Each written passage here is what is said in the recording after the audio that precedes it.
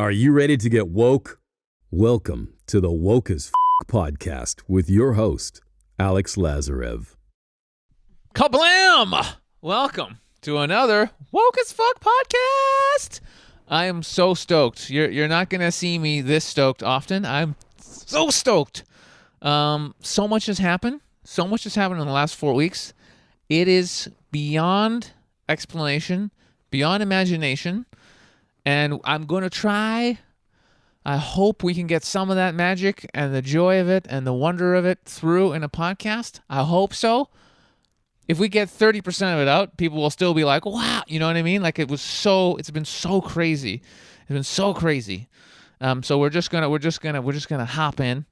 We're in Vancouver. Woo! Vancouver. Love it. So good.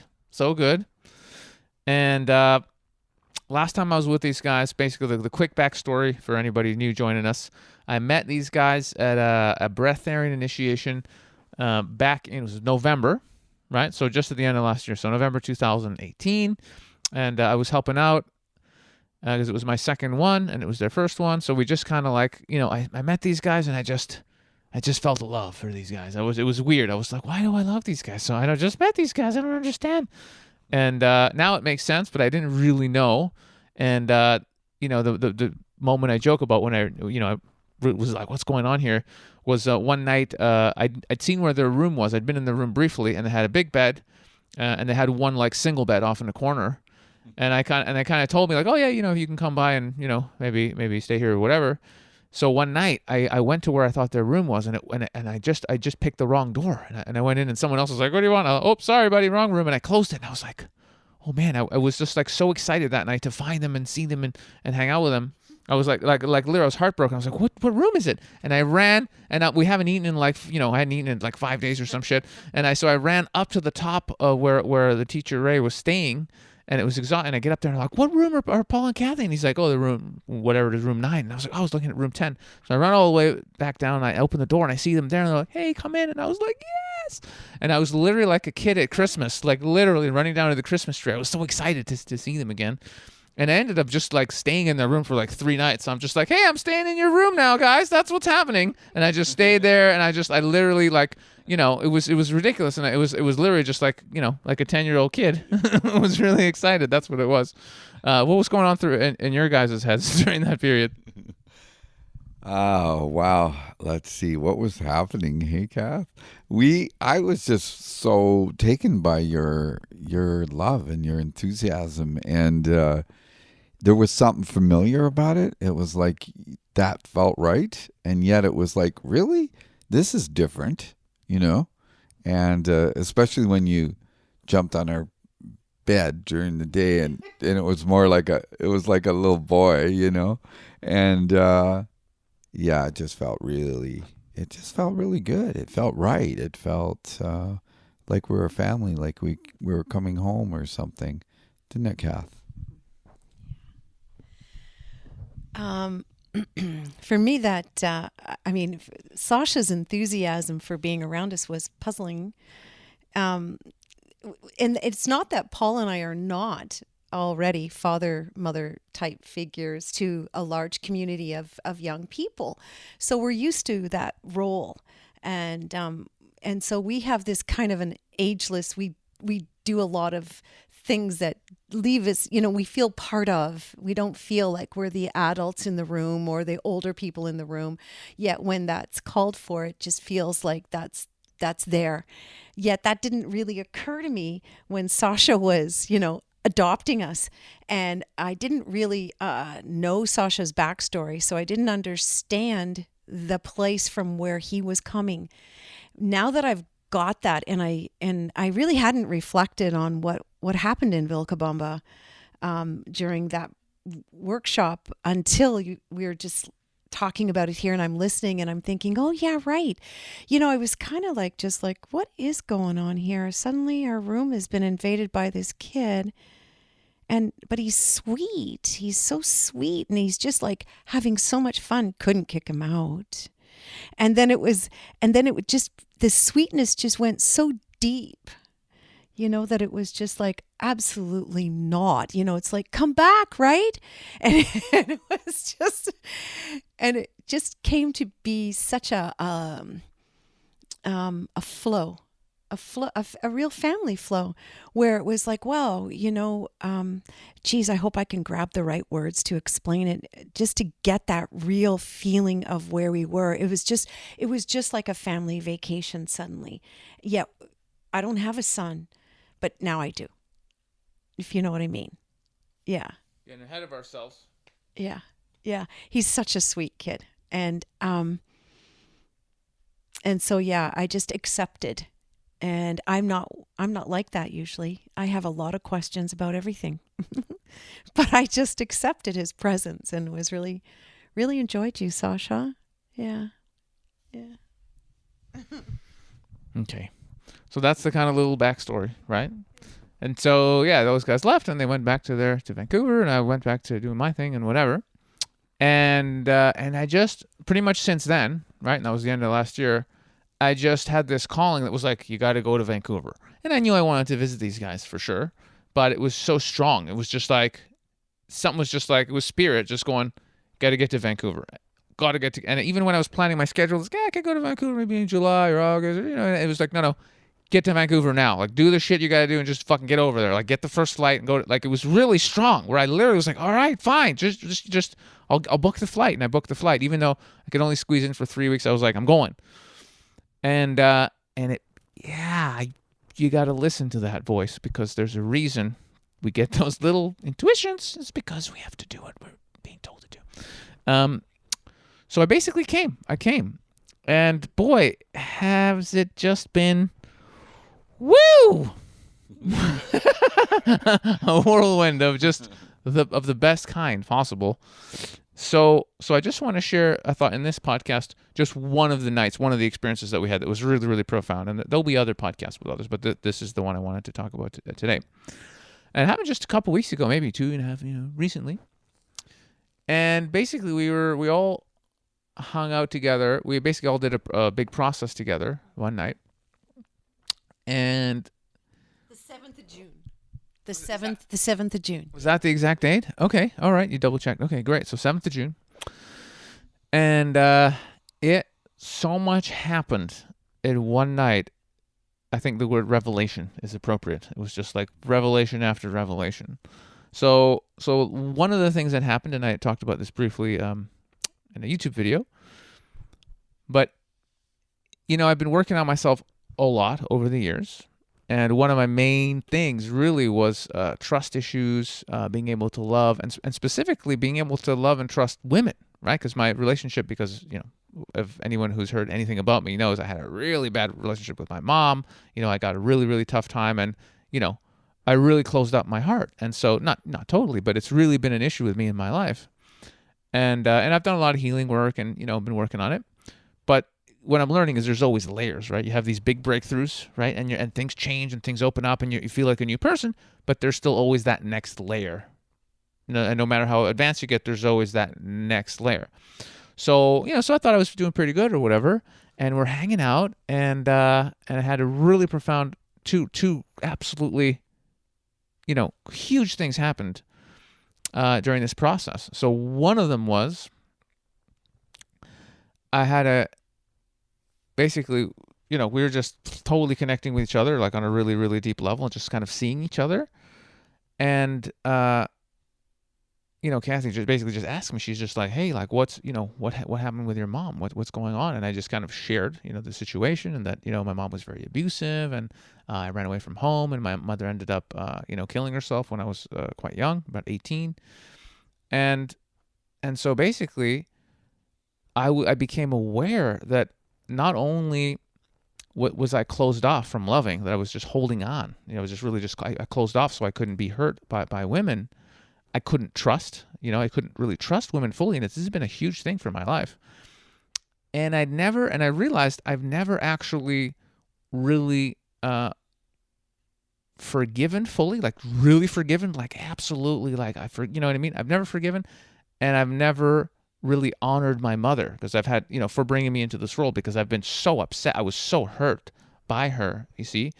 So basically, in the realization of how damaging that was, and I haven't fully done the healing work, basically you sort of kind of like channeled my mom. So she was like kind of coming in through you as well as kind of being in the room, and we could both feel that. She was like, wow, she's here, like, wow. And I was really able to truly make peace with what happened and just really forgive and really let go, and really just go, you know what? I get it. You did the best that you could. You were in a tough situation and it's not your fault. And there's really nothing to hold on to here, and that's just a universal truth. Everybody's doing the best that they can with what they've got. That's just what it is.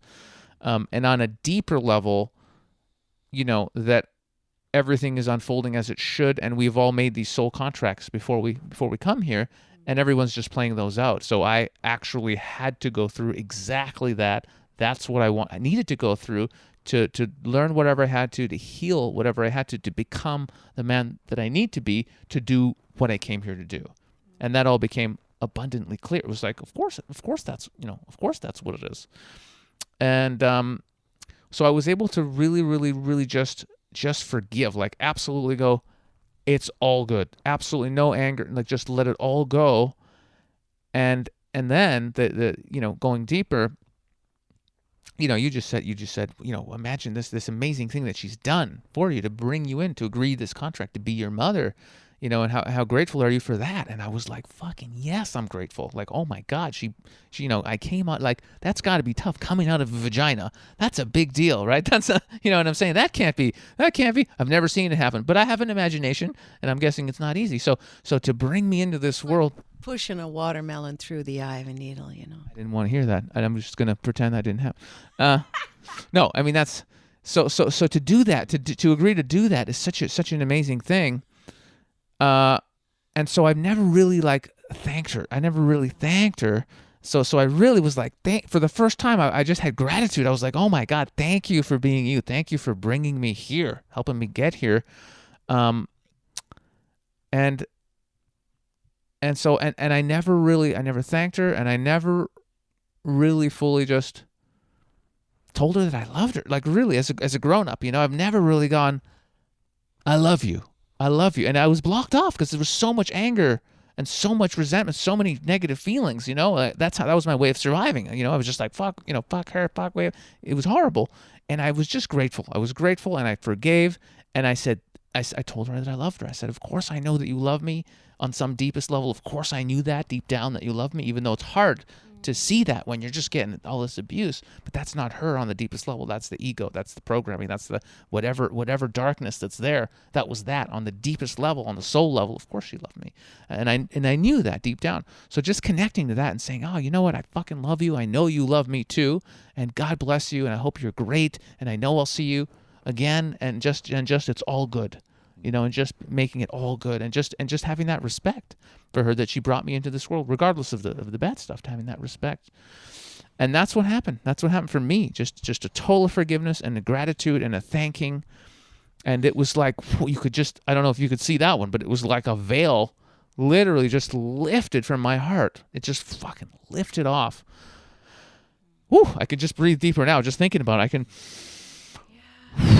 Like, that was heavy, man. Like I've been carrying that around for a long time.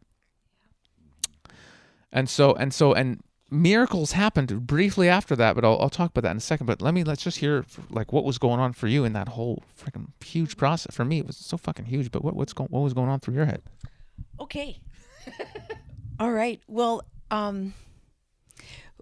just to really to give the best context for all of this was my daughter, my biological daughter, not Paul's daughter, my first husband's daughter, Sadie, was with us in this little evening. And the preamble to that was that I had a lot of work to do around my mother. And so I had actually, before Sasha arrived in Vancouver, had gone through quite a bit of the last bits. And I had got to a place where I had said, I had realized that my mother loved me as much as I love Sadie. And that energetically, I was holding her off away from me and away from my daughter. And that this was like, it was a meanness, and that I didn't deserve this meanness, and neither did she, and neither did my daughter. And when that all freed up in that evening, as Paul and Sasha were talking to each other, my daughter and I were inviting my mother into this healing circle. So when it came to looking at Sash and seeing what was going on for him, it was like I was fresh from this field of awareness of the feminine and the mother energy, and how important my mother is in my relationship with my daughter. No matter what my mom did, even if I find there's still things that stick and that I have work, I will do that work because I've felt the gratitude of the connection opening up between my daughter and I. And then to be able to take that in moments, just to be able to turn and to have that, still wearing that like a cloak, to be able to look at Sasha and to talk with him about his mom, and then to just go, I can be your mother's eyes. I can be your mother's arms. I can be her hands. And I can be her heart here loving you. And I just gave her permission to be with her son through me whenever she needs this, and whenever she feels he needs this, and whenever he wants this. It's like, I can be that for you. There's enough of that love on this planet, and it's just waiting for us to just grab some of it and to just smear it all over ourselves. And yeah, I love you. And it's my joy to love you. And there was one moment when I was looking at you, and it was just like, I remember saying, what's your mother's name? And you said, Tanya. And I said, Tanya, you're welcome here. You're welcome here. You're welcome here to love him through me. My honor, my privilege. Thank you. And that is really where I sit with it still. And of course, I'm getting to know you myself as myself, but I've got this little spot always on hold for your mom to just tap me on the shoulder and say, my turn. Yeah.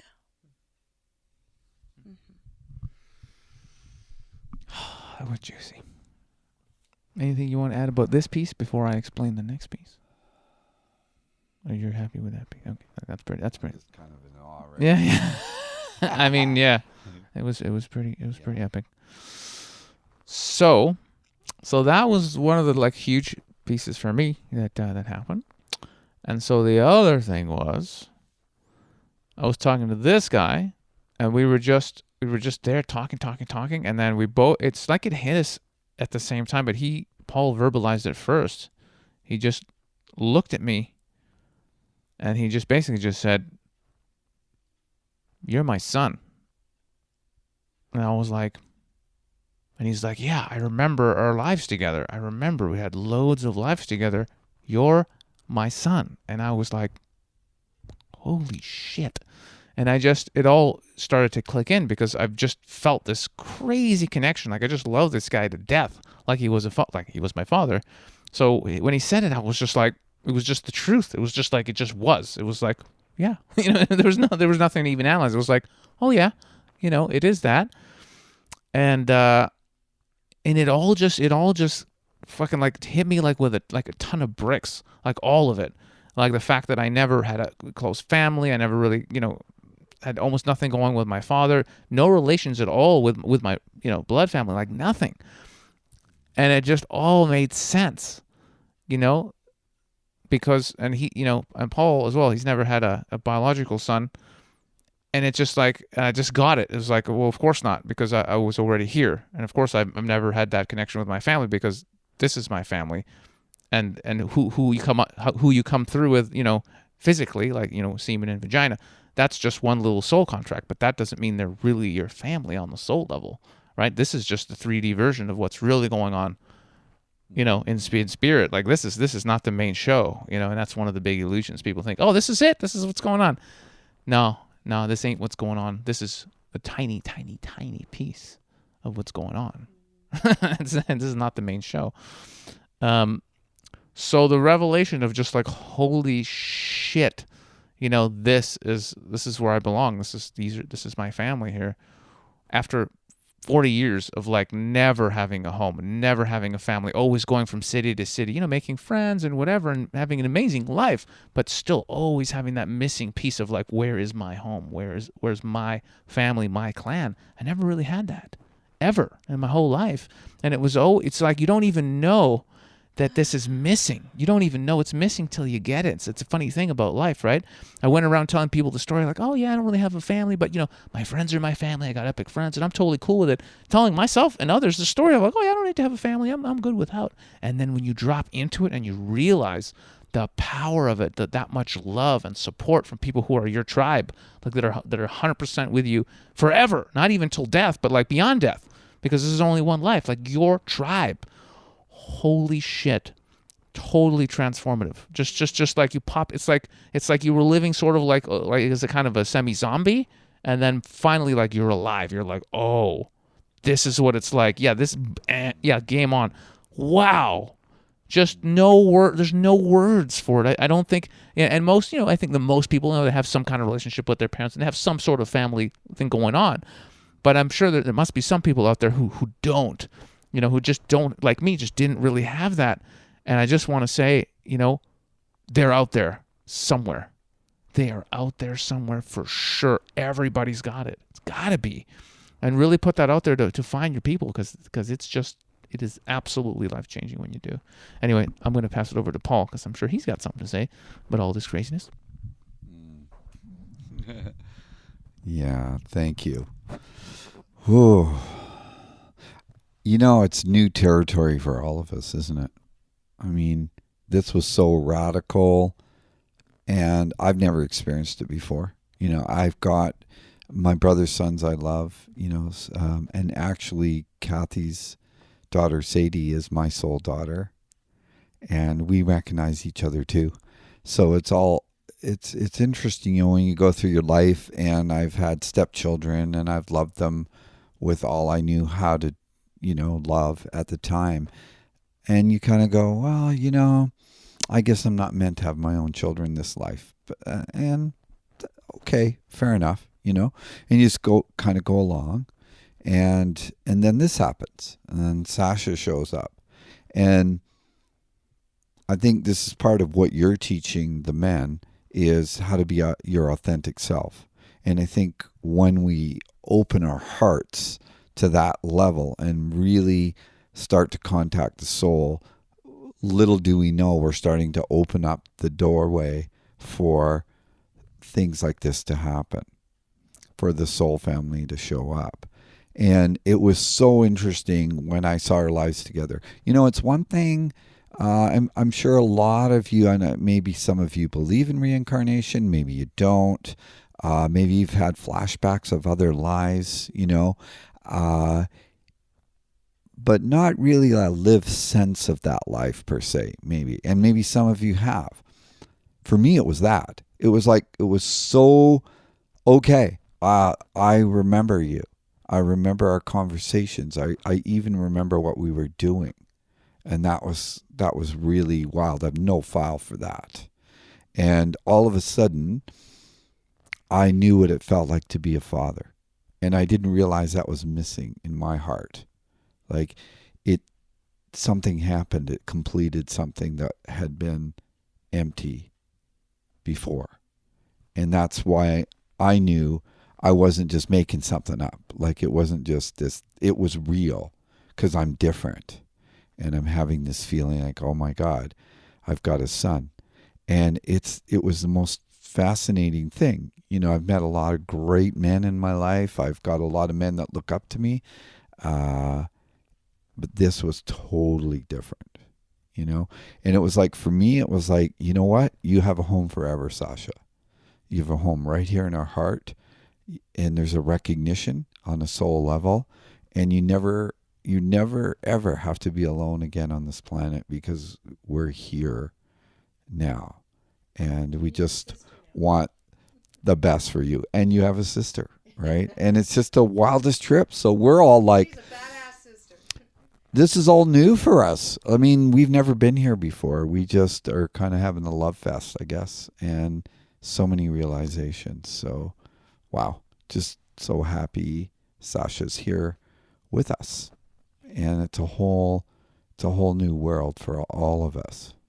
Yeah, pretty wild. And like Sasha said, you don't know until you know. Like, you don't even realize what you're missing until it's there, and then you go, wow, this is incredible. Yeah, that's really a thing. You don't know what you're missing until you get it. Sometimes, and that's really profound. But on some level, something's missing. If you don't feel that completeness, that wholeness, that peace, like, I've never felt peace. There's always been that edginess of just like, I'm seeking something else, something that's going to make me happy, something out there. I think that's the human condition, right? Searching for that something that's going to make you happy.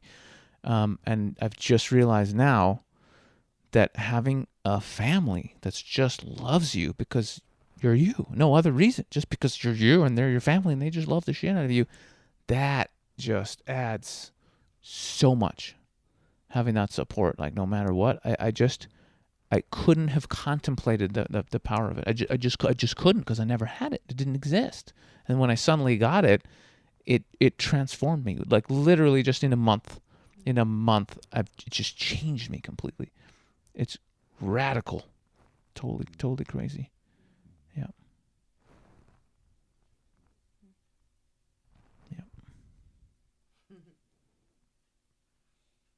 It's good to have some awkward silence, actually. I like it. Yeah. I remember when I was a kid, I went to my friend's house, my friend Derek's house. And, I think it was my first time or second time hanging out there. And we were eating dinner with his family and stuff. And, we were just there eating and hanging out. And his mom was really nice. And his dad, everyone was just really sweet. And suddenly I just felt really, really weird and uncomfortable. And I was like, and I remember thinking, I just looked around. I was like, I've been here like a while. Like, I've been in the house, I don't know, like an hour or something or more, and we're eating. And I said, it's so quiet. Nobody's yelling at him. Nobody's telling him how shitty he is or insulting him. Like, nobody's hit him. There's no violence of any kind. Hasn't been any violence. And I just thought, this is strange. This was weird. It was weird to me being in a house without physical and psychological violence of any kind. And I literally felt uncomfortable. I was like, these people are weird. No one's yelling. No one's getting the shit kicked out of them. Like, who are these people? And that was my reality. That, like, years later, I looked back and went, oh, you can have normal people that just love you, and there's no violence of any kind. So that's quite telling of where I came from. Yeah, it's pretty funny. I mean, it's funny now. So, yeah. What else happened in that? Any other thoughts about the crazy night? I mean, you all had some deep stuff going on. Let's see what else was going on. Kind of drawing a blank. What about you?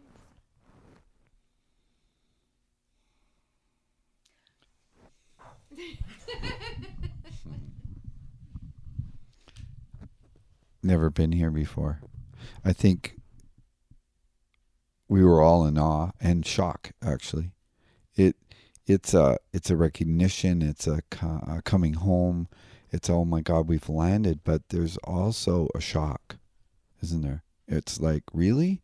Can I trust this? Are we just having an experience and it will just be fleeting? Have we lost our minds? And yet, if I checked in, I'm like, no, this is absolutely the real. We can trust this.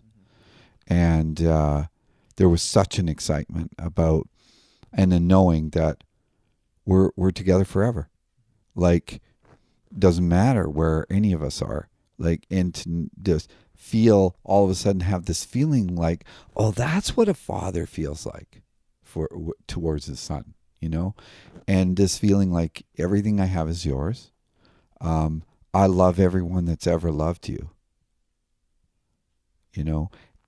I love the ones that have brought you to here now. They're family too. Everyone you love, we love, and it was just so crazy. It's like, you want to sign the adoption papers and take my name right now? It's yours. Like that quick, like just, I've never done, I'm 62. It's never happened. Like, what the hell's going on here? So this isn't just some woo-woo shit that we're making up here. This is real. It's like it's the real deal. And we're all still in the sort of awe of it and all, kind of getting over the shock of it and just like, oh my God, we finally found each other, and what a journey we've all been on. And we're here now.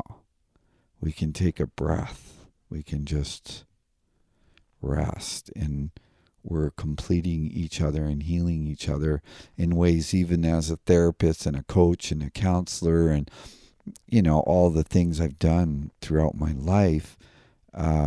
There's major healing going on as a result. Yeah. Huge. Yeah, just on that couple points. It was so profound for me when you looked at me and you just said, I'm your father, we're family, and you basically just said, everything I have is yours. Which was like a crazy thing to say. You know what I mean? Like, and I know you meant it wasn't like money, or it's just like the lineage, the knowledge, the power, all everything that you're literally passing down the torch to your son. And I understood that as what you meant. And in that moment, I just spoke my truth in that moment, and I just said, "There's nothing you could give me." I said, "You've already given me everything that I've ever wanted. I already have it all, because I just in the recognition of you seeing me." That's another thing we got to talk about. Just you seeing me and being who you are, and that love, and me just finding you, I was complete. I've already received what I've been looking for my whole life. I had it all. There's nothing more you can give. Like, I have it. It's done. And that was the truth. It was just like, I have everything. I was just so full. So that was a fucking deep moment.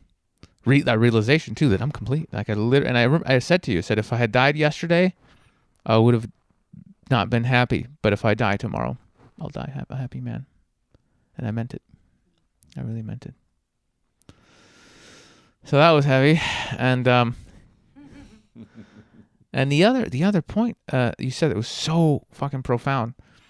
It's like, when something this good happens, I also had that I think it's part of the human psyche. It's like, we can't believe something, like we don't feel worthy of belonging, of finding that tree or love, that family. Like, when something so good is happening, we're like, can we trust this? Is this going to be taken away? Is this going to be another disappointment? Like so many times in life, right, where we've been screwed over, betrayed, lied to, manipulated by everyone, friends, family, the world, the government. I mean, you know what I mean? We've all had, that's the human condition, is having some shitty stuff happen. I mean, that's what it is. A big part of it. So really just trusting like that. And for me, it didn't take long. Believe me. Once we had that night, pretty much that was it. But leading up to it, but it was more of it was a shock. It was more of a shock for me personally. It was just like a holy fuck, it's real. It's so good, and a shock. And 3-4 days later, just looking around, going, this is happening. Holy shit. Like good shock, but a shock. And it really was. And you talk about this, how the psyche sometimes takes a while to really like adjust to what's going on. But wow, yeah, it was really huge. What do you say, Shamama? Well, it's the trust piece for sure. That was my biggest thing, and in like we're all our heart's desire is to be as woke as fuck, totally, and so. When this has been our like path together in our marriage, our relationship, for the entire time. In our wedding vows, we declared our relationship belonged to our community and to humanity, and that we would dedicate ourselves to the service of awakening. And so you have too, in your way, in your specific way. So for all of us to meet up. So what happened then was that this phenomenon happened, and then we immediately started translating it into how do we give this away? How do and that being our business of awakening ourselves, and through our own process sharing that with others and helping them awaken themselves, we're like very excited about what this can mean and how we can start pointing at how this can happen in all aspects of life with all kinds of people. And we'd be enthusiastic, and Sasha'd go, you see, Kathie, see, it's going to be great, right? We're going to be having so much fun. This is going to be just awesome. And you know, my whole tribe is part of this whole awakening thing. That that's like, whether we even say it on a daily basis or not, that's just what we're about, right? And I was talking with my daughter and her partner, and they were like, wow, so like Sasha's like wow. and it's like, yeah, it's amazing, right? And Sadie's partner Adil was like, so like, I'm not your son anymore. And I'm like, Adil, you know, of course you're my son. And I said, in fact, you know, Sasha is like, he's actually fully bonded with Paul. He's actually Paul's son. And I said, and you know what? I don't need them to dote on or to dote on them. Like, I don't need to dote on my daughter. I don't need to spend all this. I said, I am so happy to have my spectacular people, my husband and my daughter, doted on. And I just get to relax and enjoy it. And I said, the only thing that I'm just waiting for it to fully land is the trust, right? Like, intellectually, you know, I can visualize this. I see where we are. I feel where we are. I feel there was a genuine something going on. And I was like, wow, this is amazing. And this is what my whole life is about. So it's not unfamiliar to me. I'm moving through this. I'm moving through this with consciousness. I'm feeling it. I'm looking at it. I'm manipulating it and massaging it into its right spot. And yet there was still a part of me that was waiting to be loved as completely as you know how to love. Because I don't know how well you know Sasha, but the more I get to know you, Sasha, the more I understand is like your ability to love is incredible. It matches his. And that's what Paul is known for, is massive heart energy. It's just like, you know, he turns his gaze to you and you start healing. And you have that capacity. And so for me talking to Sadie and Adil, it was like, well, you know, for me, it's going to be just feeling that trust landing in.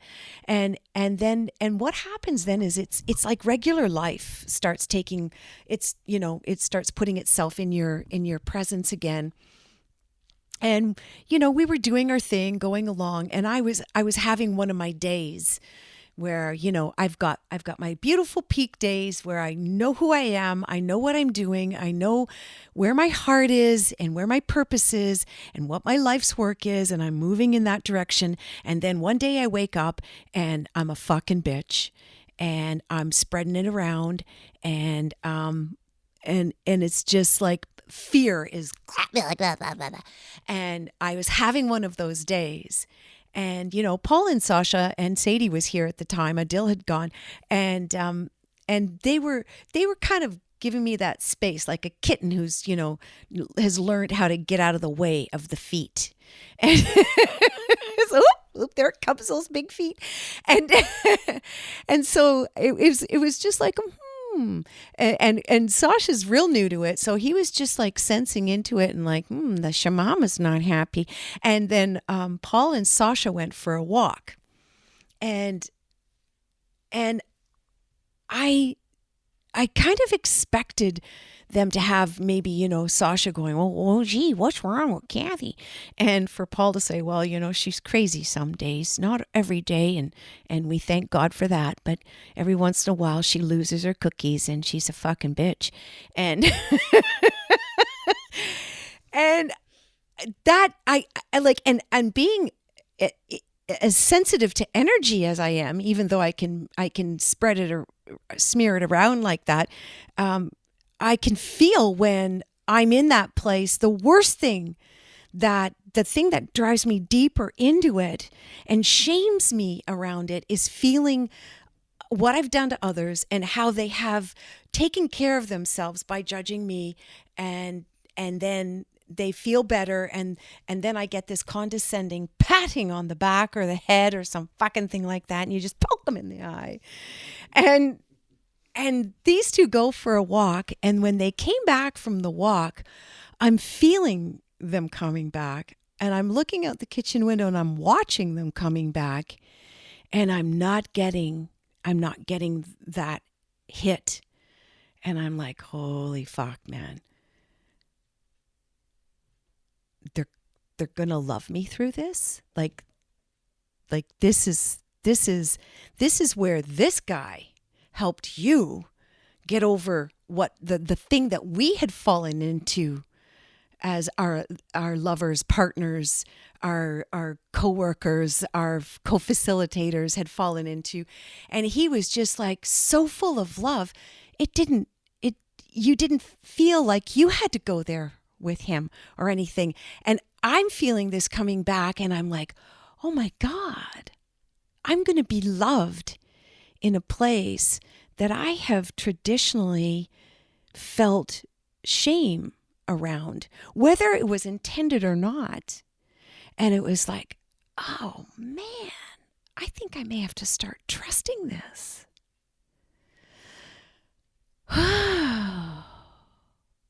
Now what's possible? Right? Because when we get into those places where we don't have that trust, it's the anxiety comes up, and it's like, did you ever see that old movie with Carrie Fisher called, not Carrie Fisher, Sissy Spacek? And it was called Carrie. And she was this girl with this psychic abilities, and her mother was very religious, and she wanted to go to the prom, and she knew these kids had all made fun of her at school, and the mother said, "They're all gonna laugh at you. They're all gonna laugh at you." And she had this ringing in her ears as this kind of thing was happening, and it's that feeling of that you've just dropped below real human. You're not quite making it today. And to know that that's not on the table now, and that actually it's off the table, and that's the synarchy that we have created, and that's the real family, right? Because in reality, you came to reconciliation to such a great degree with your parents, but I didn't. And I'm starting to see where my lack of trust comes from, and where I'm being fed very gently. It's like an intravenous drip. It's like not too much, or she won't be able to take it in, but just enough to just nourish, and to bring back that consciousness, and bring back that awareness, and bring back the trust. And that's been my gift. Thank you. Yeah, thank you. Thank you to Paul for the vastness that you are, that holds a heart like this. I love you both. Yeah. We love you too. Yeah, I know. We might have our first official breakdown and tears on the Woke.As podcast. Ah! You see last week's podcast? I was crying like bitches. I know, right? That was so weak.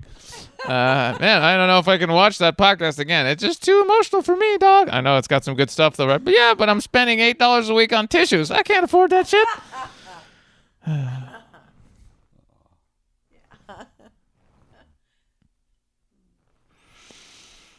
It's possible.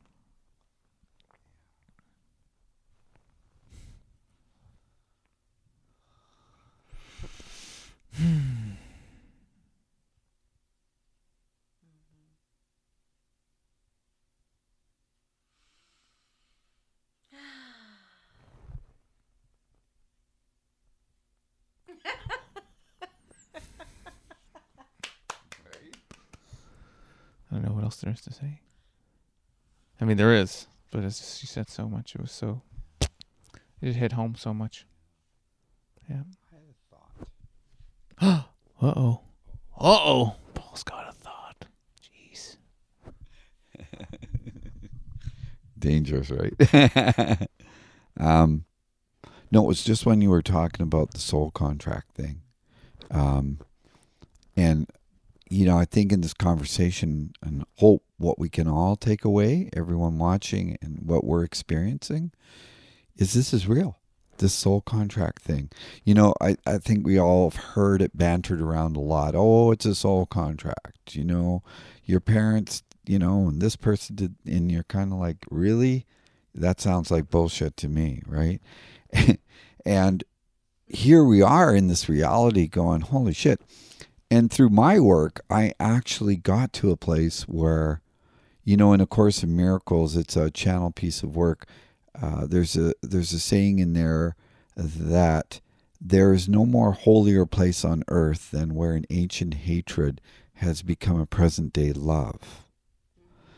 And it is there that I will be. And that is love. That is forgiveness. And you don't, I didn't really get the full impact of what that meant until I came out the other end of forgiving my parents, you know? And they did studies with children and people that had been abused, and we've all had, you know, our trials and tribulations in life. And they did a poll, like, what are you the most sad about, you know, about what all happened? And they found a common denominator. And it wasn't what happened. It was that they stopped loving. And man, that hurts. And we all hurt when our heart closes down and we stop loving, you know. And to have that, our heart opened again to love. Like, I could tell you some stuff about my dad, and you've heard some of it. Holy shit, man. He was one tough mother, and I was on the receiving end a lot. And it was such a wild experience in the end of our life together, the last probably 5 years of my life with my dad. I actually fell in love with him again like I was a little boy. And that was such, it seemed like such an impossibility when I was younger. I was just too angry. I couldn't accept anything about him that I was, you know, even his son. I couldn't accept his strengths. Therefore, I couldn't accept them in myself. So while I had unforgiveness towards him, I wasn't able to accept his strengths either and the gifts he gave me. But when I forgave him, that all came rushing in, all those strengths. And I was able to now understand more of what he was trying to help me with at the time. But it just went about it in such a way that I couldn't receive anything from him, right? And so when I got to that part in my life where I was able to forgive and have a new relationship with him, I was also going deeper into the realization of the soul contract of both my parents are passed now for a while. And I actually went into a place where I've seen them in the other world. They've communicated with me, and we all know it was a soul contract. And they're free and I'm free. And when you're out the other end, you realize everything had to happen the way it happened, or you wouldn't be here. we wouldn't be here in the way we are today. So then you realize, shit, you know what? All of it belonged. There wasn't one thing, as crazy as that shit got sometimes, that was actually not supposed to be there. And there's this deep kind of acceptance of your life where you can just go, holy shit, I can let all that shit go now. And it's done. It's just a story. It's over. It's done. I'm here now, right? And there's only love, right? It's such an incredible experience. So you all have soul contracts, all of us. And that I think that's an incredibly powerful thing to know, to help us towards the path of forgiveness. And it's the most selfish act we can take, is to forgive, because it's really for ourselves. It's really us that gets to now be here with an open heart and receive and give love. You know, it's like probably the most profound thing that we're all able to do on the planet is forgive. It's all about forgiveness. Yeah, it's crazy, right? So powerful. You got anything to say, Kath? Otherwise, I'm going to hog the mic. Okay. So, love and forgiveness seem to be like maybe the two main keys to all of this, but certainly just super important. And I had kind of like a, mini miracle happen right after this whole thing.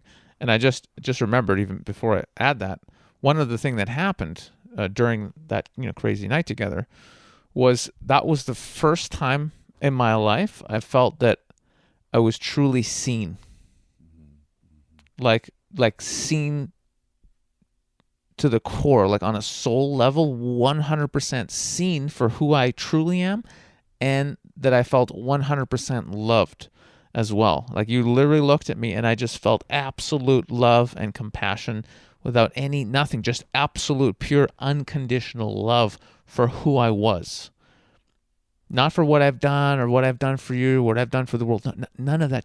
Just for existing as who I am, absolute love and acceptance. And that look changed me. I've never experienced it before, and I was never the same after that. I just felt complete, like just absolutely done. It's unbelievable. And so after that, and what happened with Kath and me just, forgiving my mother and everything, I just had so much more space to love. Like, it's hard to, I literally just felt love, period. Not specifically for just, I love this person more, I love this person 13% more. No. Just period. There's just more love in my heart to give. Or it's like it was there and it was just enclosed, and suddenly it's like you just opened it and it's just like just exploding. So it was love for you, and it's just love for everybody. Just everybody. I'm just walking around going, fucking love you. If I don't even know who you are, fucking love you. You know what I mean? It's just like, I love everybody. Why not? Because it's just always, that's our natural state. And we put up all these barriers so we don't get hurt. And suddenly you're just like, when you get seen to that level for who you are, and you feel secure, and you have a home, and you have your clan and your family, and you just feel that love, you're safe. It becomes safe to love. You can just love without any expectation, without having to worry about what it means or how someone will hurt you, because you're so complete in your being, right? You can just love without being scared of anything bad happening. And nothing bad can happen, because you just love anyway, no matter what. So that was transformative. And so the little mini miracle that happened afterwards, which, miracles, when you really get on to who you are and your path, they fucking seem to be happening all the time. That'll be for another podcast. But the one that happened right after, there's this one particular woman that, I've hung out with recently, and I met her last year, and, we're just about to really start hanging out with each other, and we have this energy, but we haven't spent particularly a lot of time together. But she's been on my mind, and I know I'll see her soon. And she was just on my mind. The few days after that, I just thought about her and went, oh, I really have love for this woman, and I don't know what's there, but she was just on my mind. And I think maybe 3 days or so after our evening, I just messaged her and I just said, hey, let's catch up. I really want to chat, and I've been thinking about you a lot. And she just messages me, just going, and I just shared a bit of the experience. I just said, yeah, this is what happened. I feel much more love. I found my family. It's so great. Just gave her the download. And she just wrote back, and I just said, I really have love for you. I've been thinking about you, and I'm really excited to see you. And she just wrote back saying, Sasha, I've felt your presence here these last few days. I've just felt your energy, and I've just felt like all this healing, and I don't know what's going on, but it's like you've been here, and I'm feeling more love, and I just feel like I'm going through a process. She goes, I don't know what the fuck's going on, but you're just like, you're here with me. And I was like, what the fuck is going on here, right? Like, what? Like, what? And then I spoke to you about it, and you basically just said, yeah, man, love, there's no limit. There's no time or space, or like love is all powerful, and it permeates everything, and we're all connected, which, anyone on the spiritual path, has had that realization, many people, that we're all connected. So the power of love, I've felt that transformation of it, but the fact that someone on the other side of the world that I'm just thinking about, that I'm opening up and I'm having love for them, they're feeling that's affecting them to the degree where they're like, oh yeah, I can really feel something's going on. You know what I mean? Wow. You know what I mean? Like, holy shit, that's real. That happened. That happened not in a movie, that happened to me in my life with, you know what I mean? Like, holy shit. Comments on that, Paul? Comments on that holy shit moment? Like, what? Like, what can we do as a planet if just one person opening up and loving, you know what I mean, can be felt by one person across the world? What happens if millions of us just decide to start loving everybody because we're all one human family? What then? Like, what? Yeah, the world is one. We're all family, right? Yeah, the ripple out effect, we have no way to know the impact. I mean, a lot of us have heard of the chaos theory, mathematical equation of a butterfly flapping its wings, right, in Japan, could be part of the equation and of the effect of how a hurricane in Florida, the chaos there. Well, in the heart realm, we're all one. So every ripple goes out and affects the whole planet of humanity. And your love matters is what that means. That means that your love can change matter, literally. It can change lives. And Kath and I being, healers, we do long distance healing, and we get, it doesn't matter where people are. It can be on the other side of the world, China, whatever. They'll have a healing. We've even had people with x-rays where their bones were cracked, and then the next x-ray they weren't 4 days later. Long distance healing, I could tell you stories, and it really shows you physically, for real, that love matters, that your love matters, that it has impact. How deep does your love go down? Wow. And then you start to understand on some level, like, holy shit, love is the most powerful thing there is. And a matter of fact, it's the only thing that's real. Even. So the power of love, right? We have no idea. People do healings and all of a sudden relatives phone them up that they were fighting with, haven't talked to it for 30 years. And they go through a healing and the phone rings and it's that person, feeling that there is now a possibility, an opening for connection, for love. It's crazy. And yet how exciting, right, is that?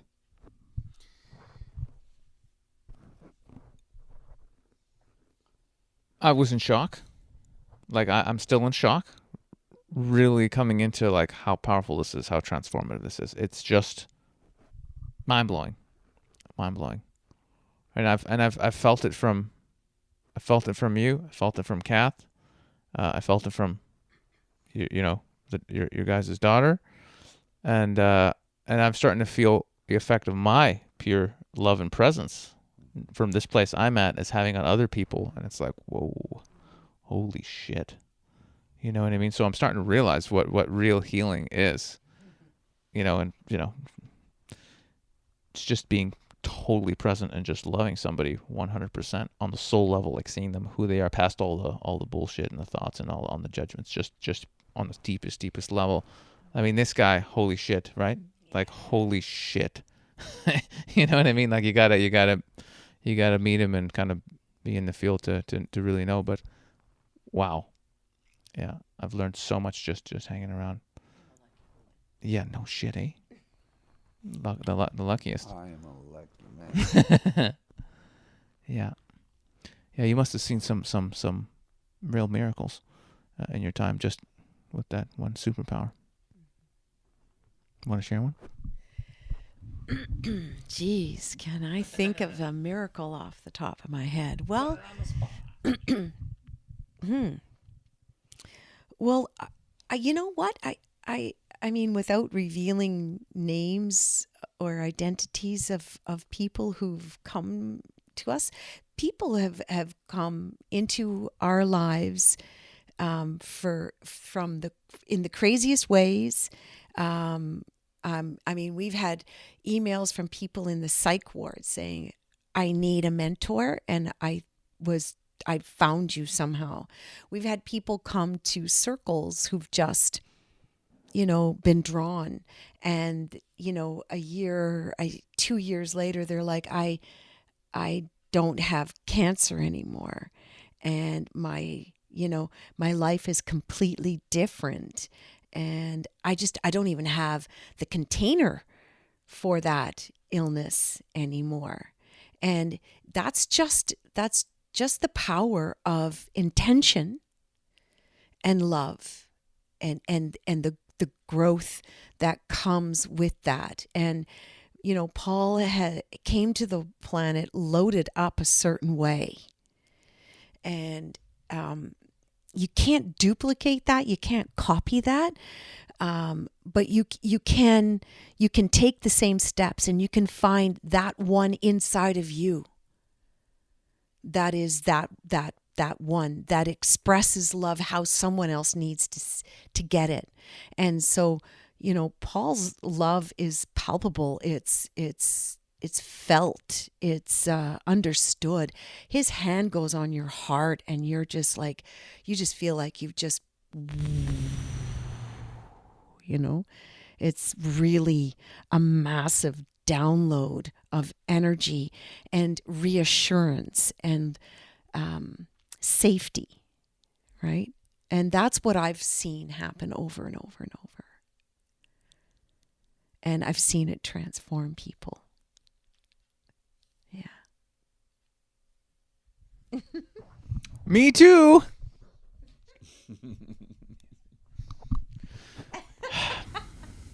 You're so cute. Stop it. Oh, Ma. Oh, Shamama. I love this kid. I love both you guys so much. It's so good. It's just so good just being like in a field of just love and acceptance. It's ridiculous. This is what I want to bring to the world, honestly. This is what it is. I just want to bring this to like everybody. It's what everybody's looking for, isn't it? Like, really, if we got real and you find this, you realize this is what I've been looking for my whole life, even though, I thought it was money or cars or achievements or whatever. That's nothing. When you find this, you go, shit, this is what I've always wanted, but never knew it. But now it's here, I do. And I'm much more complete now in a different kind of way than I thought. And this is where it's at. This is what truly matters. Yeah. Yeah, we were joking about this just earlier in the garden, saying like, somebody could bring us like $1 billion and go, we'll give you $1 billion or whatever the fuck you want, and take away like this, and it just wouldn't compare. Like, you wouldn't even consider it. It'd be like, fuck off. Like, what are you talking about? Like, you can't buy it. You know what I mean? It's just total love and acceptance and happiness and just existing. Like, there's no price for that. There's no price for that. So, yeah, and I feel like, yeah, this has been a really deep one. I don't know. I feel like we could go on forever. Interesting, as we're saying, like, this is the most important thing. Earlier today, we've literally planned out kind of how we're going to bring this to the world, and yeah, we're actually going to be doing that, which is really exciting. Yeah, so anybody who's listening, keep your eyes out, because we're going to be doing workshops where we're just literally showing people like how to express authentically, and just all about self-love, self-acceptance, self-realization, how to heal, and just discover like why are you really here, and what is your joy, and how do you go and make that in the world? How do you create that? How do you be that? It's so good. It's so good. It's so good. I finally get the hugging Amma.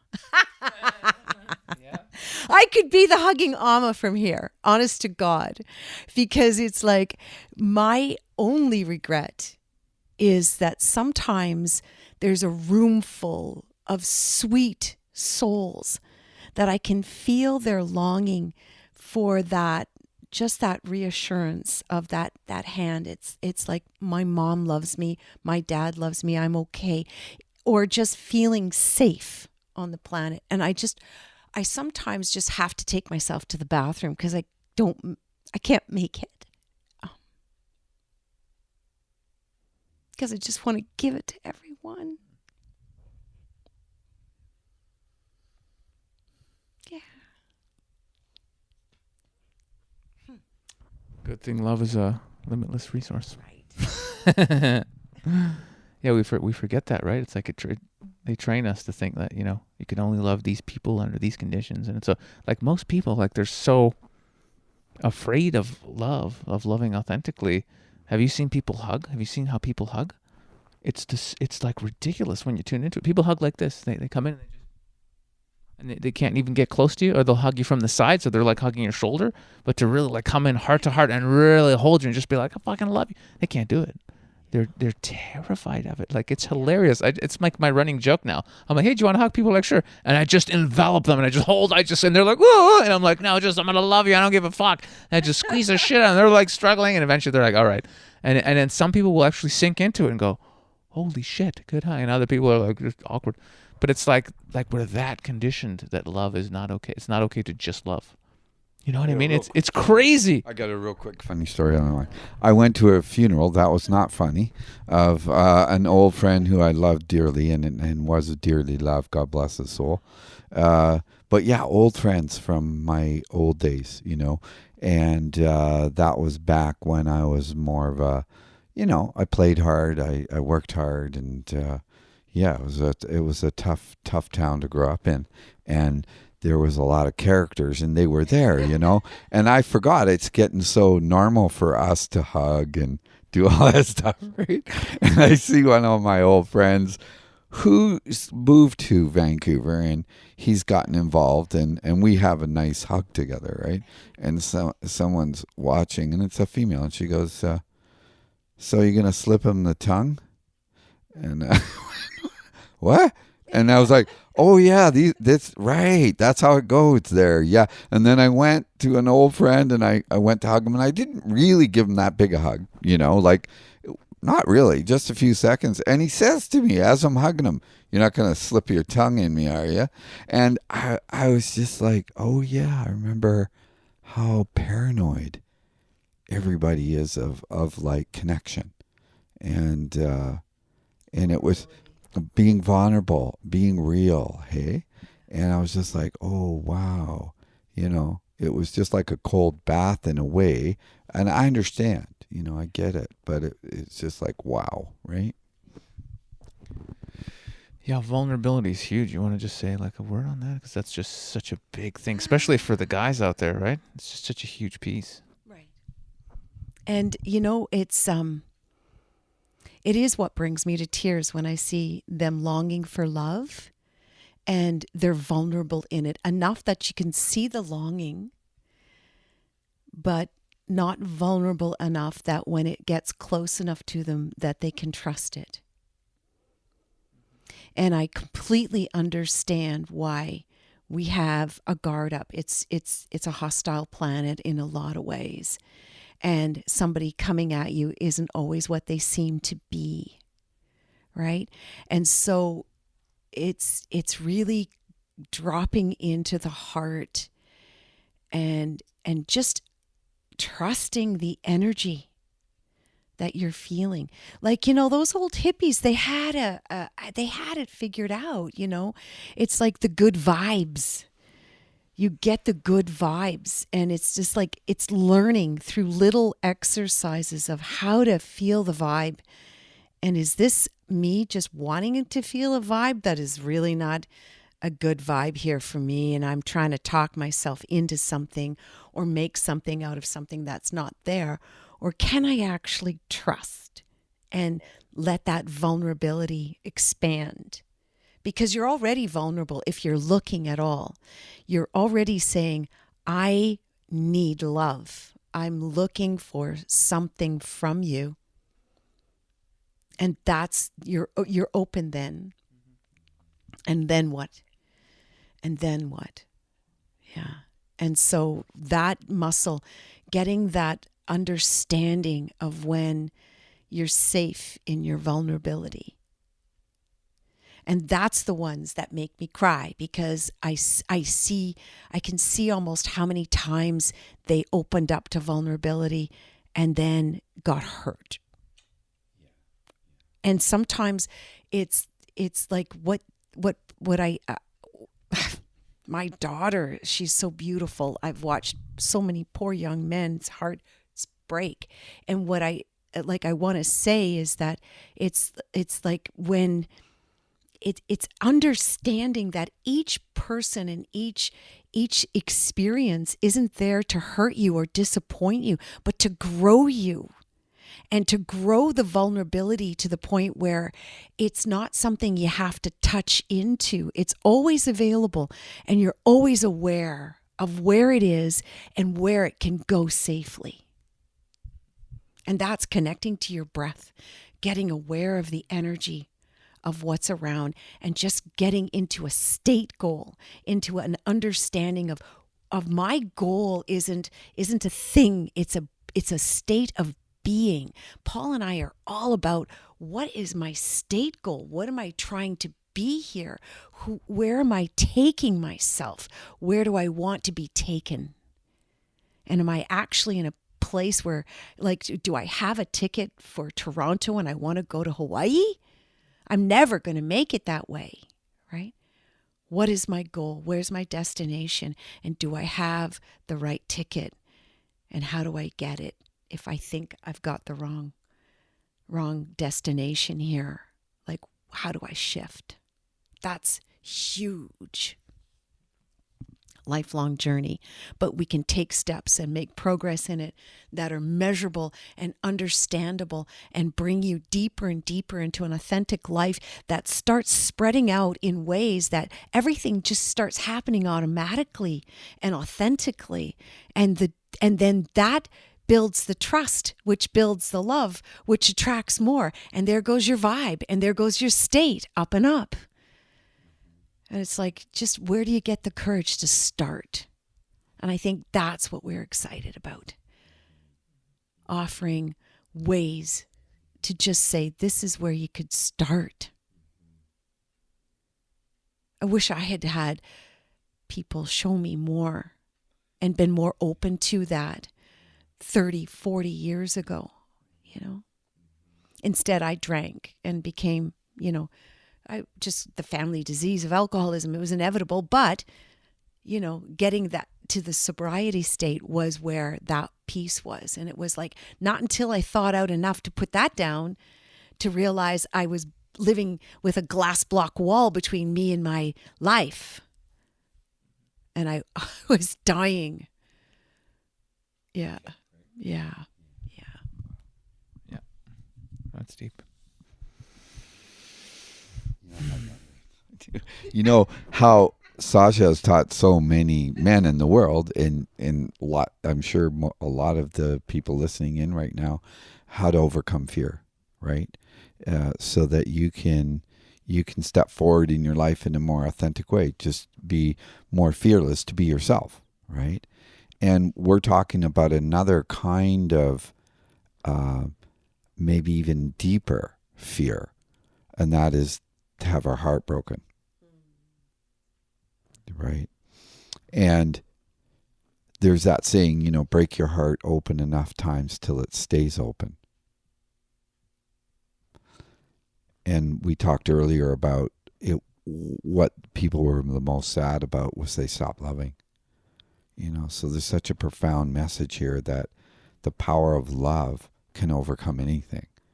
And once we're there, you're now a fearless liver and a fearless lover, because your heart is actually open to life now. It's really profound, and I think that's kind of, you're taking it next level. You're going even deeper. And we had a thing called a hug squad in Vancouver. We used to just go parachute in and hug people. And I always remember the one where we were in front of the stock exchange and hugging all the stockbrokers as they came out there. But it was just so much fun, because I can really relate to your street thing, because we were just crazy buggers for love, and we do crazy shit and go all over the place, anywhere, and give people love. And here's the thing about that. We weren't stupid. We're not jumping on people. It's like we realized that it's just about giving love. Some people don't want to be touched. That's okay. But they might just let you look at them for a minute, or you sense into what's right for them. It's not about you taking care of you. It's about understanding who you're interacting with and what's appropriate and respectful for them, And now you'll see we ask a lot, say, are you okay if I give you a hug? Is that okay? It's respectful, It's not to just go out there and be an idiot, Unless you're Sasha, and you're just I'm going to be a little ache in your body. But what a better, In your bed. what a better world, some people were profoundly affected by one hug, and they said, I'll never forget this. This just blew my mind that you guys would just do this for just to be human, wow. Just, you've got great stories of meeting people, street people, and, things like that, and just really sitting with them and listening, and they feel like all of a sudden they exist now, and you don't know how much you can change somebody. One last thing, one of my favorite quotes from Mother Teresa is, she was asked about great acts of love, that she does these great acts of love, and she just looked at the person and says, no, I'm not capable of great acts of love. No one is. But the divine, the spirit of love through you, right? But I'll tell you what I am capable of. I'm capable of small acts of kindness done with great love. And in Alcoholics Anonymous, I heard more people say, I sobered up because of a small act of kindness done with great love. Right, Kath? How many times did we hear that? What sobered you up? Someone saw me. Someone cared. And in that moment, I cared about me. Wow, right? You just you told me a story that just blew my mind the other day, and it just came to me now. It's the one where you volunteered, remember? You volunteered doing this festival where you'd go and you get blankets for people and you'd help people out. And somebody comes up to you and asks you a question, remember? That shit blew my mind, because most people are just not used to even small acts of just pure love. You know what I mean? Everybody, it's always an exchange. It's always conditional love. So unconditional love blows people away. You remember the story I'm talking about? Right. You want to share that one? Yeah, sure. That person, they didn't have a file, right? That's a good one. Come on. Oh, yeah. Okay. Yeah, we used to do this thing in this organization I got trained in. Clear mind, yay. Thank you, guys. Anyway, we used to do something called the Caravan of Love every year. And Kathie came as well and experienced this. And it was so cool. We all year long would raise money. We get clothes, and we buy socks and underwear for the street people.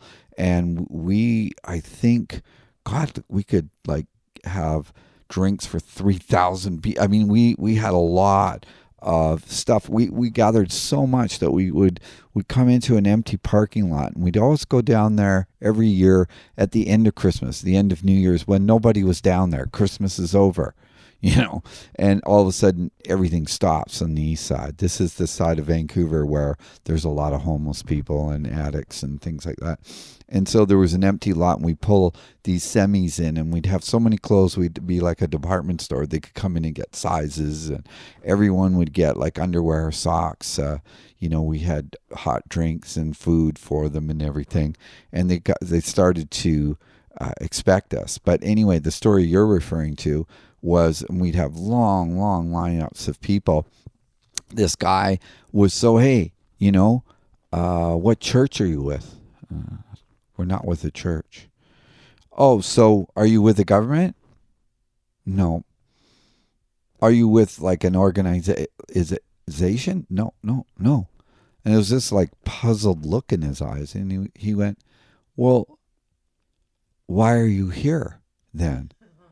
And I looked at him and, I'm really feeling this one. Why are we here? Because we care. And he lost it. He just bawled and fell into my arms. It was like, it hit him, just a moment, one human to another. You care. It was just, wow, and we all do really care. I think we've been hurt so many times. We're all just scared to love now, and we're scared to be hurt. And because we're not remembering the power of love, that it's the most powerful thing. The only way to live really is with an open heart. There's nothing like it, but it's a journey. It's a journey. Yeah, that's a touching story, man. Like, I know the story and I was like, just feeling it. That's so beautiful. I have something. Yeah. It reminds me of this time Paul and I had gone through a bunch of stuff. And when we get into our shit, we can go deep. We can go right to hatred. It's like it's the opposite coin, side of the same coin as love, right? And there was this one time when we were working through our things, and I'd got to a place where it was like, Paul, I love you for sure, yeah, but beyond love, I actually really care about you. And when you were telling that particular story just right now, it was like, oh, isn't that interesting?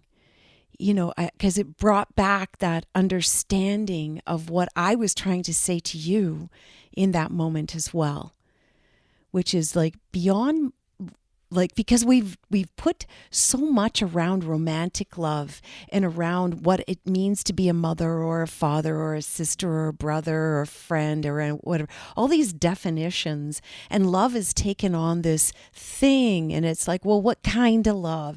Unconditional love and all this, all that kind of stuff. And it's just like, it's like, yeah, love is really getting played here on the planet.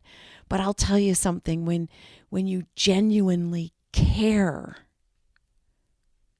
if this person feels pain, and that you would actually do anything you could to prevent that, if you knew it was helpful, and that you weren't taking something that from them that would impede their progress, as opposed, like, I could care so much that I take all your problems away and you would never develop to be who you're supposed to be. That's not the caring I'm talking about. It's just that depth of feeling where it's beyond empathy. It's beyond that compassion even. It's just like you're just leaning into each other in a way that's just like, I don't know how you feel. I don't know if I can even do anything for you, but I see you and I care that you have this hurt or this depth of feeling that you don't know what to do with. It's really such a beautiful thing to truly care.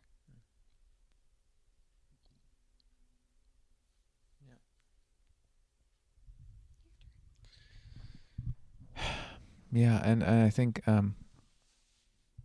when you really discover who you are, like on the deepest level, that means you can have that love and compassion and kindness and care for all beings, not just the ones that you're allowed to feel that for, or the ones that, your relatives or your lover, all beings, because the highest spiritual truth is we're all one. That's the truth. We're all actually one, So when do we allow ourselves to just love? Because it's because not only are we one, but that's our nature, is actually to love. That's who we are.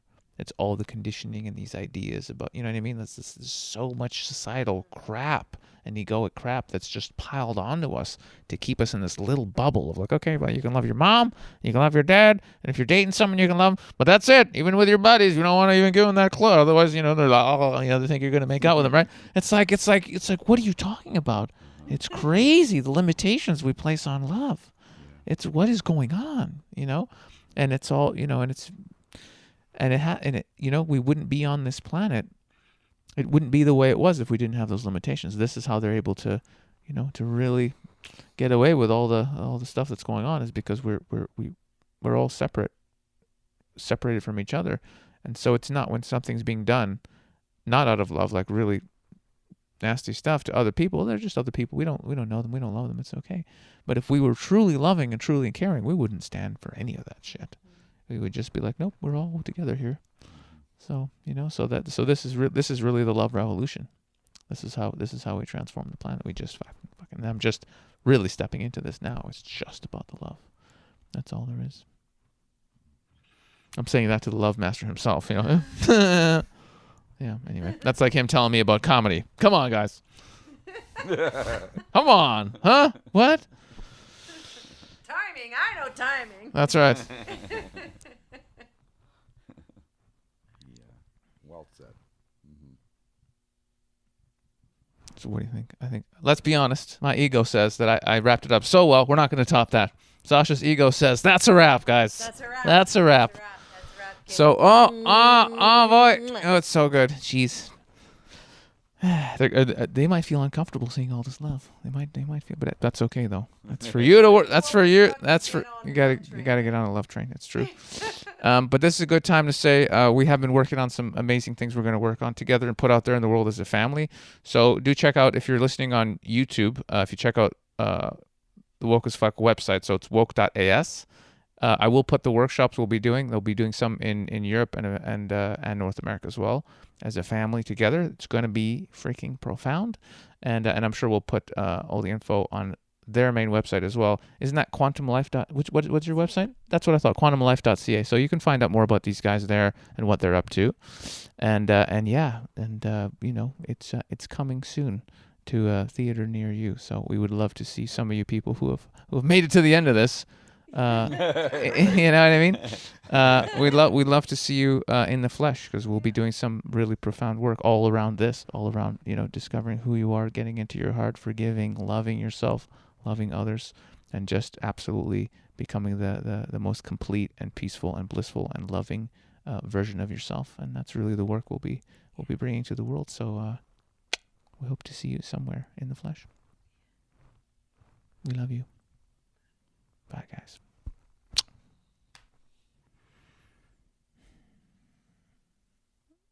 I think we pretended to be really nice, loving people there really well. I think we did. I think they bought it. I think they're like, maybe they are legit. I can't believe it. Boy, we are good. We are good. Be the blooper after. I mean, these guys. Those. Oh, are they still filming? What? Still filming. No, we really got those guys. Just really.